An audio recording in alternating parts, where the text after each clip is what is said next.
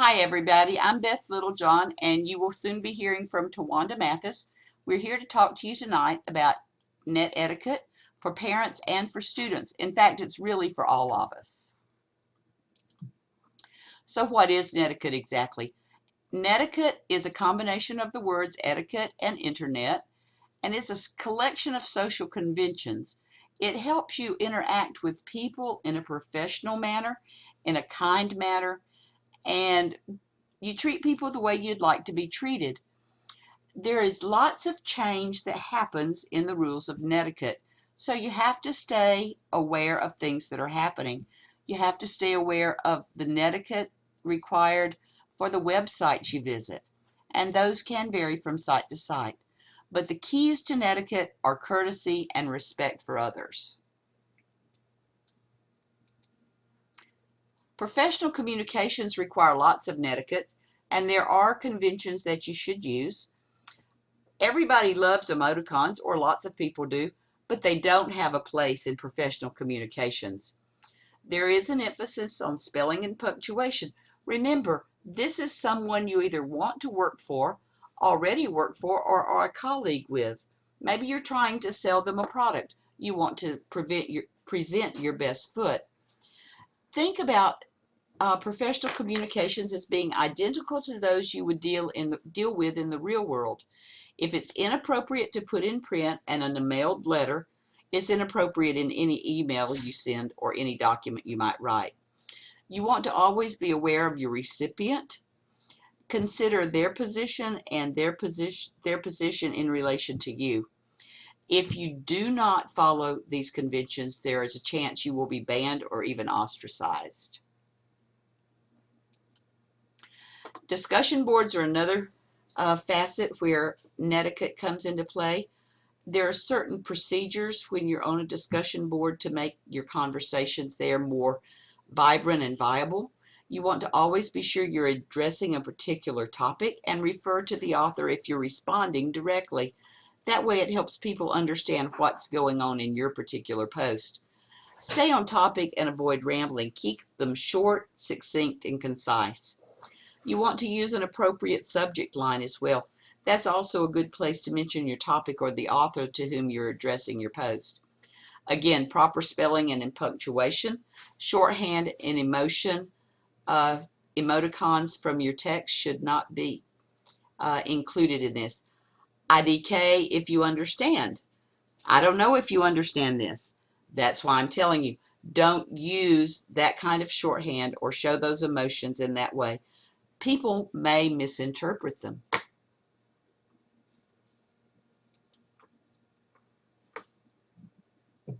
Hello, everyone. This is Tawanda Mathis. I'm going to go into email communication. Email communication is very important, not only in today's work society, but also from an educational standpoint. First, I'm going to start talking about email addresses for this situation. A lot of us set up and establish email addresses at a young age. And we may have an email address such as, I'll give myself, for example, Tawanda Tuhati at gmail.com. You need to think of your audience and who's going to be receiving this email. If you do have an email address of such, you should probably think of consider getting another one that's more business appropriate to use when you're doing it and from a business standpoint, educational or professional, and use the one that's a little bit more fun only when communicating with friends and family. Keep emails brief. You don't have to write a whole textbook to someone when you're emailing. Most of the time, the person on the receiving end wants you to pretty much just get to the point of what you are saying. And therefore, you must use proper letter format. Also, remember that. For instance, your greeting Dear Sir or Miss, to whom it may concern. Don't just start with your topic because you should have to also remember once again who's on the other end. Also, remember your closing. At the very end of your email, write thank you or sincerely and sign your name. Also, remember when you're signing, as far as taglines, you may want to stray away from quotes and pictures at the end. Yes, they're all fun. Yes, we all have different beliefs and quotes that we may live by, but it may be offensive to the receiving person. Also, remember proper grammar. We all hate grammar that is, especially us on the teaching format, We hate when grammar is not appropriate. So make sure you use proper grammar, commas. Go back and spell check. A lot of times now we get the little squiggly line under it. That's a hint. There's spell check in every email browser that you use. Respond in a timely manner. If someone's taking time to email you, usually it's important. Respond to them. If you can't give them a complete answer at the time, say, I will look into it and get back with you within the next 24 or 48 hours. And also remember the purpose of the email. Stay on point with the purpose.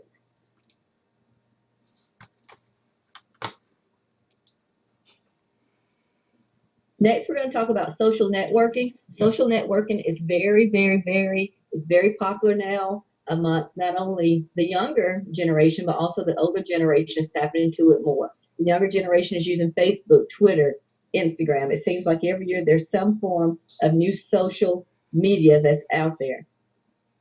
It's out there, it's free, it's fun, it's easy. Therefore, I encourage everyone to participate to keep up what's going on. You can connect with many, you can connect with old friends, you can connect with coworkers. Me, for instance, I connected with the people that I graduated in 1999, and that's how we planned our class reunion. So it's there and it's fun. But you have to remember that once something is posted, it is forever searchable and it is forever there. You may put a picture there of yourself in a bathing suit. You may put yourself on there drinking wine or doing illegal activities. Remember that anyone can do that. Anyone can copy and paste that and put it up there and start a completely different website about you. There are things always in the media and always on the news about the things that people have posted that have come back to haunt them. Also, offensive material, kind of keep it away because job people, when you're looking for jobs, you need to remember that employers now actually look at your social media site. They look at the people that you network with, and if you're putting things on there that are offensive or inappropriate, you may not get that job, or you just maybe looked at different by your coworkers and friends. And also predatory actions. When you put those things in there, when you're on the beach and you're bathing suit and things, a lot of times they're child predators and predators in general. They're looking for these things so they can find people to go after and to solicit. Okay, texting and instant messaging is another thing that is very common. We're all so busy and on the go now with text. If we can't talk, if we're in church, we text. So therefore, about I say 80 to 90% of Americans are using text messaging and instant messaging now. I even use instant message at work to instant message coworkers throughout the day. There are pros and cons to texting and instant messaging though. Some pros are it's immediate communication. Like I said, no matter where you are, you can text or instant messaging. Mass information alerts. If I want to invite someone or a group of people over to dinner tonight, say at 7, at 2 o'clock, I can message those people all at once to send it out. I don't have to send out necessarily uh, invite through the mail. Emoticons are acceptable. This is one of the times I say they're more so acceptable than putting them in emails. You can put smiley face. You can put a person, a little emoticon with the birthday hat on to tell someone happy birthday. And shorthand is also acceptable. This is when you can use your IDK. I don't know. I don't recommend it doing it to your employer or anyone that you may be trying to get a job from, but this is when shorthand is acceptable. Some cons are not everyone has the service. A lot of times we take advantage of the fact that we're so technologically savvy as a nation that everyone has it, but that is not true. And a lot of times texting is pricey depending on your carrier and the particular plan you have. Therefore, everyone doesn't necessarily have it. And you need to confirm those that have it that you're communicating with it in that format. You could also send it to the wrong person. A lot of times when scrolling through your phone book, you may have two Jennifers or two Bobs in your phone. You may send the wrong message to the wrong person.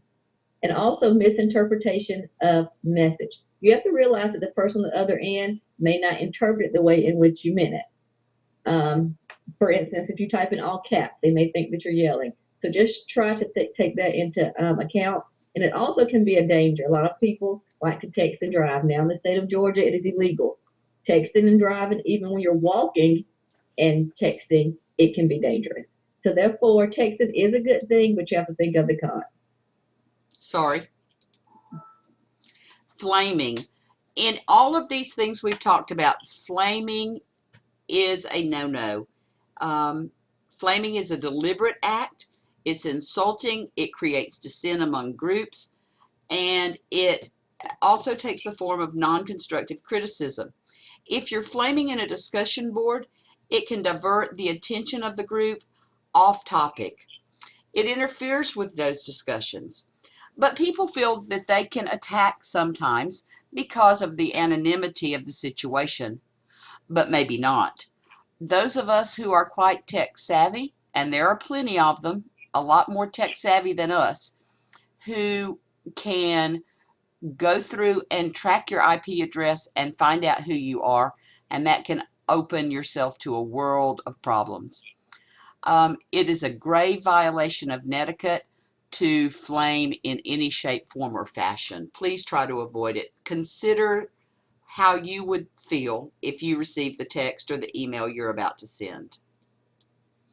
And please do this to help your child.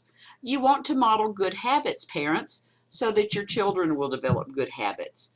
You also want to encourage them to use good habits by reading their emails, checking their discussion posts, checking up on them on how they're using the computer in general, and make suggestions for their improvements when you see need. Twanda, you have anything else? No, I just advise that you as parents to take the time to go over these things with your child or to prevent any dangers that may be out there. And here are references if you would like to go over them. There are plenty of YouTube videos if you would like to see more about netiquette. Thank you for your time, and we appreciate your attention. Thank you.